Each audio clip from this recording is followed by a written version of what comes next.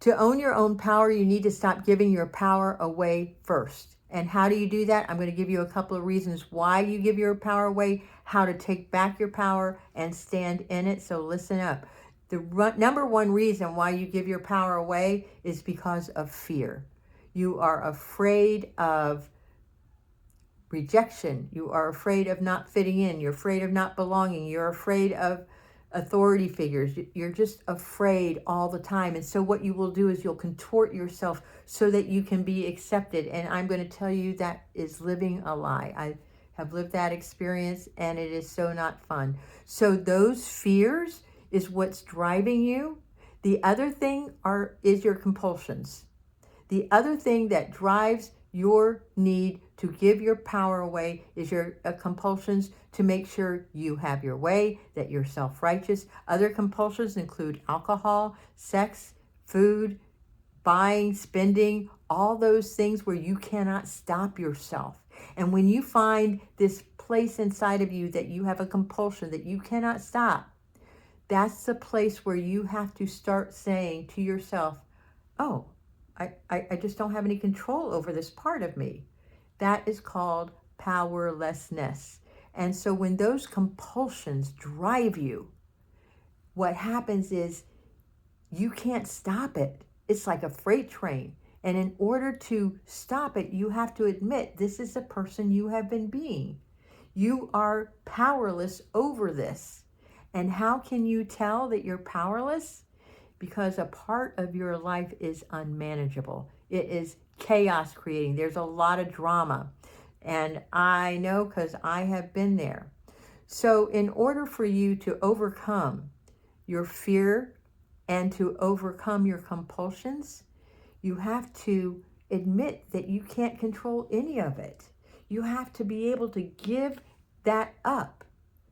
You have to be willing to say, I don't want to be this person anymore. Who do I want to be? I want to be somebody who is empowered. So that means you have to stop controlling and scheming and manipulating. And you have to stop shaming and guilting so you can get your way.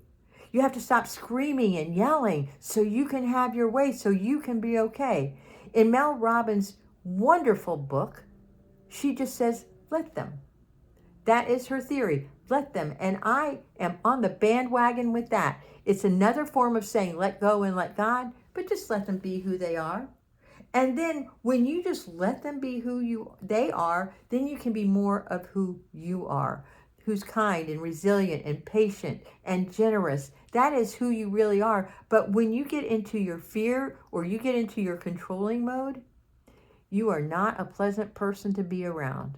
I promise. So kind of keep an eye out on how you behave. Remember when I've been talking about being the witness or being the observer of your behavior? Start doing that. And is that the person you want to be? That's your inner roommate? You got to change that, baby. So today I'm reading from The Language of Letting Go. Melody Beatty inspired me today.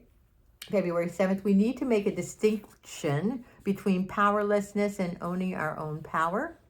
The first step is accepting powerlessness. I know that's a really hard thing for a lot of people, but what this means is that you have no control over your compulsions. These are some of the things we can't do, no matter how long or hard we try. These things include changing people, solving their problems, and controlling their behavior.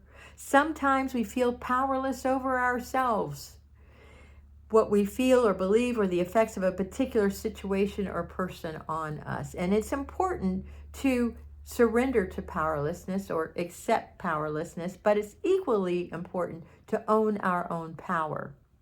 We aren't trapped, we aren't helpless. Sometimes it may feel like we are, but we aren't.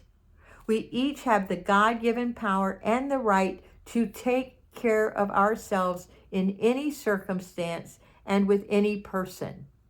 The middle ground of self-care lies between the two extremes of controlling others and allowing them to control us. We can walk around that ground gently or assertively, but in confidence that it is our right and our responsibility. Let the power come to walk that path. And I invite you today to start observing yourself of how you lose your power, where you lose your power, and then ask yourself what you can do to strengthen your own power by releasing that compulsion and just being right here, right now. I have other videos on controlling. It used to be my thing. And you can watch it here. And I would love for you to subscribe, like, and maybe share in a comment below. I would love to hear how you want to change and what you want to change from to what you want to change to by owning your own power. What are you willing to give up? I'd love to hear it. I love you.